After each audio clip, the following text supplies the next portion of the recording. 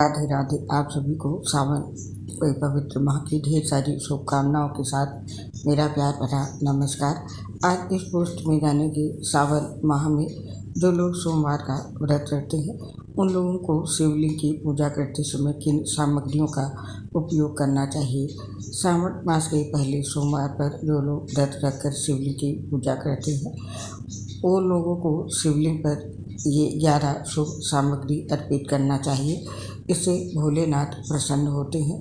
आइए जानते हैं भोलेनाथ को प्रसन्न करने वाली ये 11 शुभ पूजा सामग्री कौन कौन सी हैं। सावन सोमवार की पहली शुभ सामग्री है बेलपत्र। 3 पत्तियों वाला बेलपत्र शिव जी को अत्यंत प्रिय है। बेलपत्र चढ़ाना एवं 1 करोड़ कन्याओं के कन्यादान के फल के समान है। भगवान के 3 नेत्रों का प्रतीक है बेलपत्र, इसलिए बेलपत्र अर्पित करें। और दूसरे नंबर पर आंकड़ा। शास्त्रों के मुताबिक शिव पूजा में 1 आंकड़े का फूल चढ़ाना सोने के दान के बराबर फल देता है, इसीलिए आंकड़े का फूल जरूर चढ़ाएं। और तीसरी शुभ सामग्री धतूरा। भगवान शिव को धतूरा भी अत्यंत प्रिय है। भगवत पुराण के अनुसार शिव जी ने जब सागर मंथन से निकले हलाहल विष को पी लिया था तब व्याकुल होने लगे थे। तब अश्विनी कुमारों ने भांग, धतूरा, बेल आदि औषधियों से शिव जी की व्याकुलता दूर की थी, इसीलिए शिव जी की पूजा में धतूरा चढ़ाया जाता है। और चौथे नंबर पर चंदन। भगवान शिव मस्तक पर चंदन का त्रिपुंड लगाते हैं। यदि शिव जी को चंदन चढ़ाया जाए तो इससे समाज में मान सम्मान और यश बढ़ता है। भगवान शिव को सोमवार की पूजा के समय चंदन भी जरूर चढ़ाएं। और 5वीं शुभ सामग्री पूजा की है कर्पूर।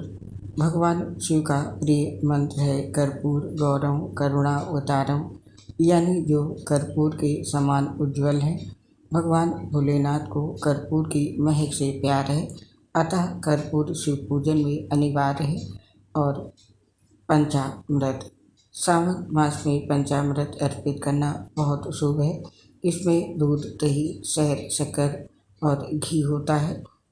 इसे भगवान शिव पर जरूर अर्पित करें।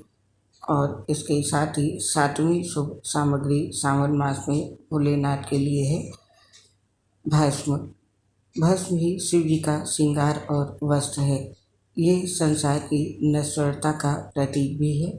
कोई भी व्यक्ति या ये संसार समाप्त होने के बाद भस्म स्वरूप ही हो जाता है।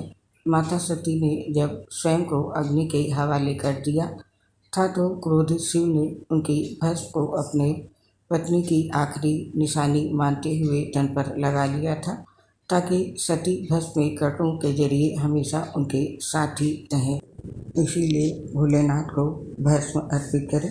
भस्म अर्पित करने के लिए हवन की सामग्रियों से भस्म बनाएं और हवन सामग्री से भस्म बना करके अर्पित करें। और इसके साथ ही भोलेनाथ की पूजा में अर्पित करें। भोलेनाथ को जनेऊ, शिव जी को जनेऊ भी अर्पित करें, ये बहुत ही शुभ होती है। और शमी का पत्ता अर्पित करें। शिव जी को शमी का पत्ता अर्पित करने से शनि दोष दूर हो जाता है, इसीलिए सावन की पूजा में भोलेनाथ को शमी का पत्ता जरूर अर्पित करें। इसके साथ ही आप शिव जी को ये सामग्री भी अर्पित कर सकते हैं। चाहे तो आप भांग, रुद्राक्ष, केसर, गुड़, शहद, सफ़ेद तिल, गेहूँ, जौ, शक्कर, सूखे मेवे आदि अर्पित कर सकते हैं। इसके साथ ही उन्हें पेड़ा, पान, मालपुआ, ठंडाई, लस्सी, हलवा, मखाने की खीर आदि भी भोग भी लगाएं। तो ये थी वो 11 शुभ सामग्री।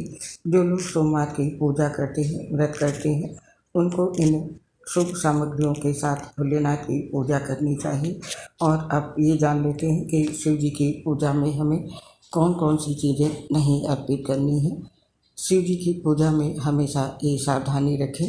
शिव जी को तुलसी का पत्ता, केतकी, कनेर, कमल, चंपा, केवड़ा, लुपहरिका, गुड़हल, मालती, चमेली, कुंद, जूही के फूल, कुमकुम, हल्दी, नारियल, टूटे चावल, लाल चंदन और शंख से जल, इसके साथ में तिल और सिंदूर आदि चीज़ें अर्पित नहीं करते हैं। कभी भी शिव जी को ये सामग्री ना चढ़ाएं। किसी भी शिव जी की पूजा में इन सामग्रियों को अर्पित करना शास्त्रों में वर्जित बताया गया है। तो ये थी 11 शुभ सामग्री और शिव जी को ना चढ़ाने वाली सामग्रियों की जानकारी। उम्मीद करती हूँ इस जानकारी से आपको शिव पूजा करने में काफ़ी लाभ मिलेगा। अब इस पोस्ट को समाप्त करने की आपसे आज्ञा चाहते हैं। आपसे शीघ्र मिलेंगे नई पोस्ट के साथ। आप और आपके पूरे परिवार पर भोलेनाथ का आशीर्वाद सदैव बना रहे, इसी कामना से इस पोस्ट को समाप्त करते हैं।